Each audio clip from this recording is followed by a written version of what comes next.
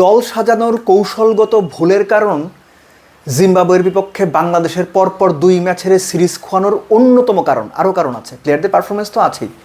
কেন আমি কথাটা বলছি? নাহিদ রানা, শরীফুল, মুস্তাফিজ, তাসকিন, এই আমাদের 4 ফাস্ট বোলার বা পেস বোলারের চাইতে নেয়া মোহরি, ব্র্যাড ইভান্স, মুজারাবানি এবং এনগারাভা এরা বেটার পেসার না, কোনো দিনই না, কোনো কালেই না, কোনো হিসেবেই না। কিন্তু জিম্বাবুয়ে যেখানে পরপর 2 ম্যাচে 4 ফাস্ট বোলার খেলিয়ে বাংলাদেশকে শুইয়ে দিয়েছে, সেখানে বাংলাদেশ 2 ম্যাচেই 3 জন করে ফাস্ট বোলার খেলিয়েছে স্পিনারদের অ্যাকোমোডেট করার জন্য। এই স্ট্র্যাটেজি কি আপনার সঠিক মনে হয়? আমার কাছে এই স্ট্র্যাটেজি প্রশ্নবিদ্ধ স্ট্র্যাটেজি বলে মনে হয়। আমি ভুল বলছি না, কিন্তু প্রশ্নবিদ্ধ। এটা নিয়ে আলোচনা করার এবং নেক্সট ম্যাচে এটা শোধরানোর উপায় রয়েছে। খেয়াল করে দেখেন, প্রথম ম্যাচে 33 ওভার 1 বল করেছে জিম্বাবুয়ের 4 পেসার, কোনো স্পিনার বল করায় নাই। তারা 10 উইকেট নিয়ে খেলা শেষ করে দিয়েছে। তারা জানতো 141 রান ডিফেন্ড করে তারা জিততে পারবে না, উইকেট নিতে হবে। 4 পেস বোলার দিয়ে 10 উইকেট নিয়ে নিয়েছে। দ্বিতীয় ওয়ানডেতে 32 ওভার 1 বল করেছে 4 পেসার জিম্বাবুয়ের, 7 উইকেট নিয়েছে, খেলা শেষ করে দিয়েছে তারা। অথচ আমরা কি করলাম? 2 ম্যাচেই 3 জন করে পেস বোলার খেলিয়েছি, স্পিনারদের এক্সট্রা সুযোগ দিয়েছি। ফল, প্রথম ম্যাচে 70 রানে 8 উইকেট যাওয়ার পরও 63-64 রানের একটা পার্টনারশিপ অ্যালাউ করেছে। শেষ ম্যাচে অর্থাৎ দ্বিতীয় ম্যাচেও শেষ 13 ওভারে 99 রান হয়েছে।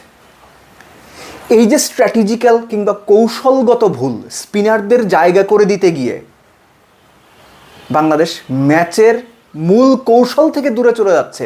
অপোনেন্ট যা করছে সেটা দেখেও শিখছে না। এই দায় কে নেবে? ক্যাপ্টেন, কোচ, নাকি পুরো টিম ম্যানেজমেন্ট যারা আছেন সবাই?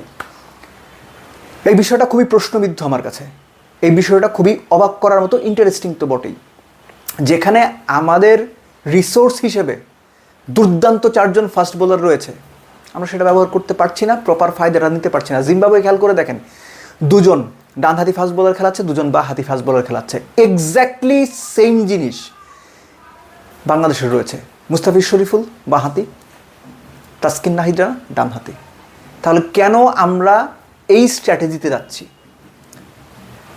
2 স্পিনার অ্যাকোমোডেট করা বাংলাদেশের জন্য এখন রিস্কি সেগমেন্ট। এবং একই রকম প্রোফাইলের মিরাজ মোসাদ্দেক, এরকম প্রোফাইলের 2 জন প্লেয়ার পৃথিবীর কোনো দেশ এই মুহূর্তে খেলাচ্ছে বলে হুট করে আমি মনে করতে পারছি না। হয়তো খেলাতে পারে, আমার মনে পড়ছে না। এই ধরনের কন্ডিশনে বিশ্বকাপ খেলা হবে, সেখানেও কি বাংলাদেশ এই স্ট্র্যাটেজিতেই যাবে? 3 জন পেস বোলারের বেশি খেলানো যাবে না, মিরাজ আর রিশাদকে তো খেলাইতেই হবে। তাইলে এই যে এখন যা হচ্ছে তাই হবে। টিম ম্যানেজমেন্ট তারা আমার চাইতে অবশ্যই ভালো বোঝেন, তারা জানেন কি করা উচিত। কিন্তু এই স্ট্র্যাটেজিতে প্রশ্নবিদ্ধ, এই প্রশ্নটা আমি বারবার তুলব।